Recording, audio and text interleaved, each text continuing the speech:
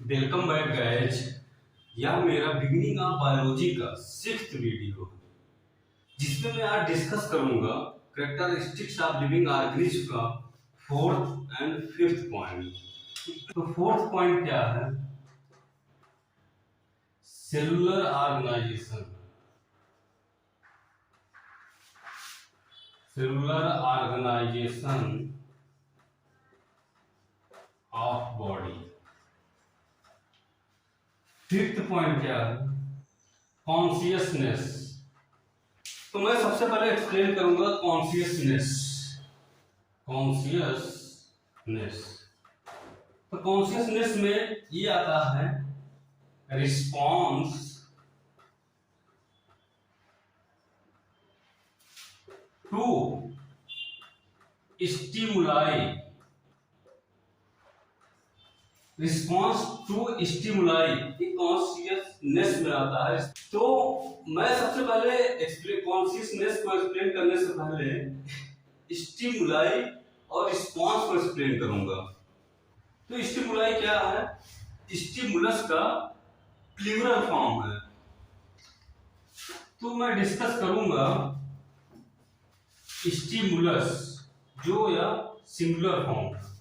Any change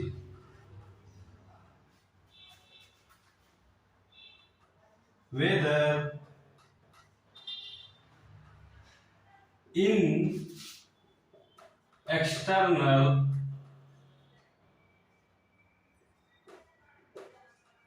environment or in internal environment which trigger to physical or behavioral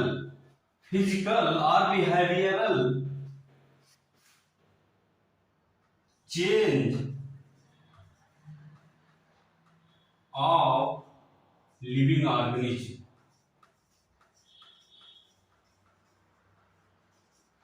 तो मेरा stimulus क्या है? कोई भी चेंज चाहे एक्सटर्नल एनवायरनमेंट में हो, इंटरनल एनवायरनमेंट, लिविंग ऑर्गेनिज्म को जो ट्रिगर करे उसके फिजिकल और बिहेवियरल चेंज को, वही हमारा क्या है? स्टिमुलस क्या है? स्टिमुलस को मैं विद फिगर एक्सप्लेन करता हूं। सपोज करो ये कोई पर्सन है, ये कोई पर्सन है। तो पर्सन के एक्सटर्नल, इसके अराउंडिंग का एक एनवायरनमेंट है, एक्सटर्नल एनवायरनमेंट, और इसके अंदर जो है इंटरनल एनवायरनमेंट। इंटरनल एनवायरनमेंट है जो ये चेंज है एक्सटर्नल एनवायरनमेंट का या इंटरनल एनवायरनमेंट का, जो लिविंग ऑर्गेनिज्म के फिजिकल या बिहेवियरल चेंज को ट्रिगर करे, तो वही क्या कहलाता है? स्टिमुलस। और रिस्पॉन्स क्या होता है? साथ ही साथ में रिस्पॉन्स बता देता हूं। रिस्पॉन्स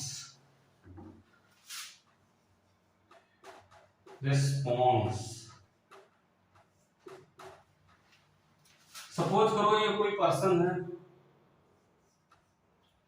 तो ये एक सीलिंग है, सीलिंग में फैन रोटेट कर रहा है। तो ये पर्सन यहाँ पे है, तो ये जब तक रोटेट कर रहा है कोई इफेक्ट नहीं है इसको। जब ये सडन फॉल हुआ तो ये इसका अट्रैक्शन इस साइड गया, तो मतलब यहां से ये भागा, तो मतलब क्या दिया? रिस्पांस दिया। ये एनी चेंज मतलब इसके अकॉर्डिंग क्या एक्सटर्नल एनवायरनमेंट है, तो एनी चेंज हुआ स्टिमुलस दिया, तो ये उसके अगेंस्ट रिएक्शन दिया। तो जो रिएक्शन दिया मतलब भागा वहां से, वही क्या है? रिस्पांस है। तो आई होप आप स्टिमुलस और रिस्पांस समझ गए होंगे। तो फिर मेरा कॉन्शियसनेस क्या है? कॉन्शियसनेस मीन्स होता है चेतना। तो सभी, कोई भी लिविंग ऑर्गेनिज्म हो, एनी लिविंग ऑर्गेनिज्म में क्या होता है? स्टिमुलस को सेंस करने की कैपेबिलिटी होती है किसी भी लिविंग ऑर्गेनिज्म में, चाहे वो प्रोकैरियोट हो या यूकैरियोट ऑर्गेनिज्म हो। स्टिमुलस को सेंस करने की कैपेबिलिटी होती है। तो जो ये सेंस करता है स्टिमुलस को, वही क्या कहलाता है? कॉन्शियसनेस, मतलब चेतना वही कहलाता है। जो स्टिमुलस के रिस्पॉन्स दे, जो स्टिमुलस के अगेंस्ट रिस्पॉन्स दे, वही हमारा क्या है? कॉन्शियसनेस, मतलब उसके अंदर चेतना है। आई होप आप कॉन्शियसनेस समझ गए होंगे। मैं एक चीज और एक्सप्लेन करता हूं। ऑल लिविंग ऑर्गेनिज्म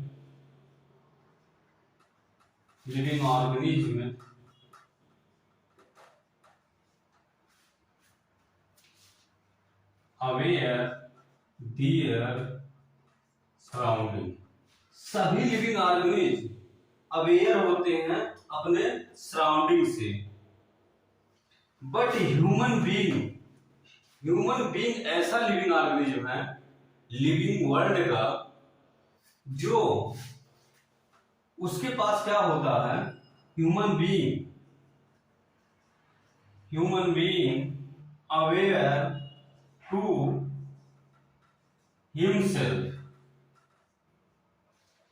तो ह्यूमन बीइंग ऐसा लिविंग ऑर्गेनिज्म है लिविंग वर्ल्ड का, अपने आप से भी वो अवेयर होता है। इसीलिए क्या कहा जाता है ह्यूमन बीइंग को? इसीलिए ह्यूमन बीइंग के पास क्या होता है? Self consciousness.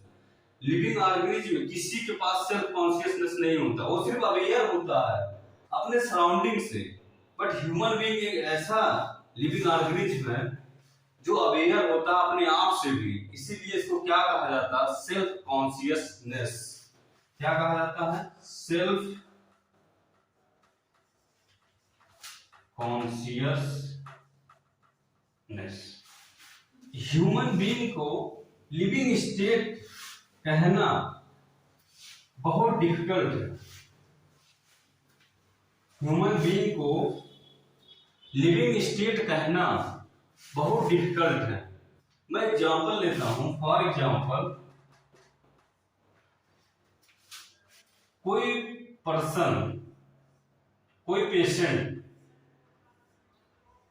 हॉस्पिटलाइज है बेड पे और वो कोमा में जा चुका है। पेशेंट ये किस कंडीशन में? कोमा कंडीशन में जा चुका है। ठीक है, तो जब ये कोमा कंडीशन में है तो इसको क्या बोलेंगे हम? लिविंग बोलेंगे कि नॉन लिविंग बोलेंगे? तो कोमा क्या चीज होता है, मैं वो एक्सप्लेन करता हूं आपको। कोमा क्या चीज होता है? जब पर्सन के ब्रेन में कोई इंफेक्शन हो या कोई ऐसा इंजरी हो जिससे उसका ब्रेन डेड कर जाए, वो अनकॉन्शियस हो जाए, वो अनकॉन्शियस लॉन्ग टाइम तक रहे, तो कोमा में चला जाता है पर्सन। तो जब अनकॉन्शियस मींस क्या होता है? कॉन्शियस मींस होता है इच्छा के अनुसार, अनकॉन्शियस मींस क्या होता है? बेहोश, मतलब वो इच्छा से अपना कुछ नहीं कर सकता। तो आप जनरली देखे भी होंगे जो अनकॉन्शियस पर्सन हो जाते हैं, बेहोश हो जाते हैं, तो वो कोई रिस्पॉन्स नहीं देते। उन पर अगर कोई पिंच करो तो उनको पेन वगैरह का फीलिंग नहीं होता। बट उनका हार्ट वगैरह जो है, हार्ट हो गया और किडनी हो गया, ये सब काम करते रहते हैं। तो फिर वही चीजें अनकॉन्शियसनेस वही अगर मेंटेन रहा बहुत लॉन्ग टाइम तक, तो वो बंदा कोमा में चला जाता है। तो यही चीजें हैं कोमा। तो इस कोमा में गए हुए बंदे को तो लिविंग कहें कि नॉन लिविंग कहें, ऐसा कुछ डिफाइन नहीं है। बस एनसीईआरटी में पूछा गया है वो लिविंग है या नॉन लिविंग है। तो आई होप आप कोमा समझ गए होंगे। नॉन लिविंग थिंग्स में कॉन्शियसनेस की प्रॉपर्टी नहीं पाया जाता है। ये नॉन लिविंग थिंग्स कोई भी रिस्पॉन्स नहीं देता, कोई स्टिमुलस को सेंस करने की कैपेबिलिटी नॉन लिविंग थिंग्स में नहीं होता है। तो इसको कॉन्शियसनेस को बोलेंगे क्या? Consciousness is a defining property of living organism। तो कॉन्शियसनेस क्या है, ये भी एक डिफाइनिंग प्रॉपर्टी है लिविंग ऑर्गेनिज्म का। आई होप आप कॉन्शियसनेस समझ गए होंगे। अब मैं एक्सप्लेन करता हूं फोर्थ पॉइंट। फोर्थ पॉइंट क्या है, सेलुलर ऑर्गेनाइजेशन। तो सेलुलर ऑर्गेनाइजेशन क्या है? सेलुलर ऑर्गेनाइजेशन क्या है, सेल से ऑर्गेनाइज होके जो पूरा बॉडी बनाए, सेल का कॉम्बिनेशन होकर पूरा बॉडी बनाए, वही है सेलुलर ऑर्गेनाइजेशन। तो मैं एक्सप्लेन करता हूं सेलुलर ऑर्गेनाइजेशन को। मैं ऑलरेडी बता चुका हूं एटम, एटम से क्या बनेगा, मॉलिक्यूल, मॉलिक्यूल के बाद क्या आएगा, कंपाउंड, कंपाउंड के बाद क्या आएगा, मिक्सचर, मिक्सचर ये ऑलरेडी सब डिस्कस कर चुका हूं। मिक्सचर के बाद आएगा सेल, सेल के बाद आएगा टिश्यू, मतलब एक के बाद एक ऐसे बनते जा रहे हैं। टिश्यू, टिश्यू के बाद क्या बनता है, कंबाइंड होके ऑर्गन, ऑर्गन के उससे कंबाइंड होके क्या होता है, organ system, organ system combined होके क्या बनाता है, बॉडी। तो एटम से लेके बॉडी तक ये कंबाइंड हो होके ये बॉडी तक बनाते हैं। तो ये कौन सा फॉर्म है, इसको बोला जाता है केमिकल फॉर्म, केमिकल फॉर्म। इसको बोला जाता है biological form.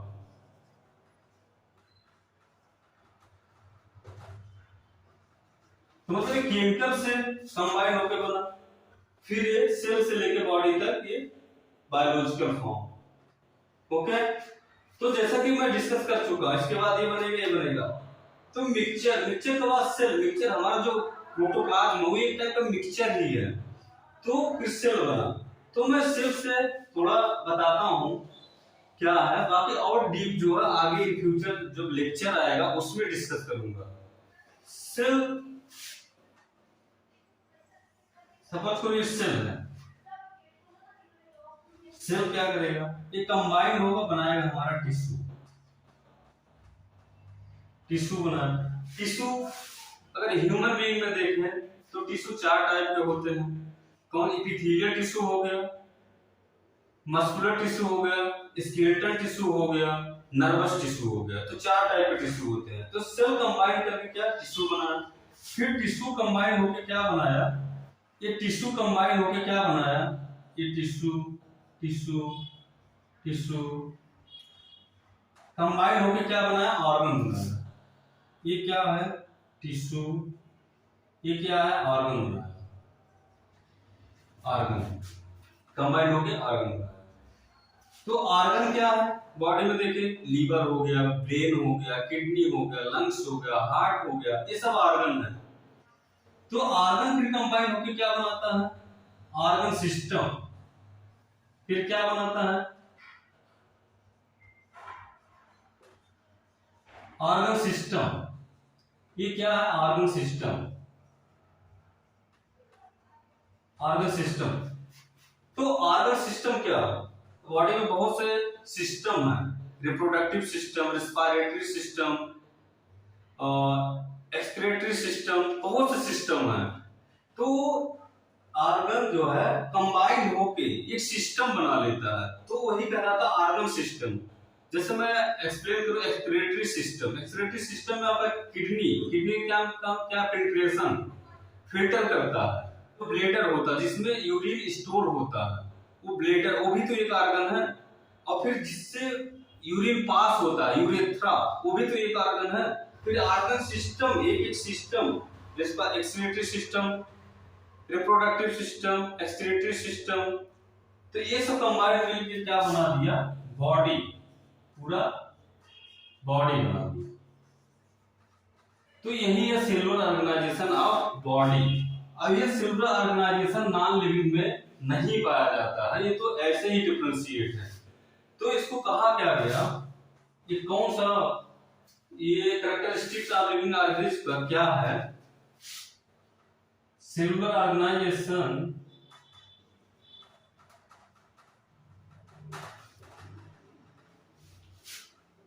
is a defining property of living organism। तो सेलुलर ऑर्गेनाइजेशन की क्या है, डिफाइनिंग प्रॉपर्टी है लिविंग ऑर्गेनिज्म का। आई होप आप समझ गए होंगे। Thank you so much for watching this video.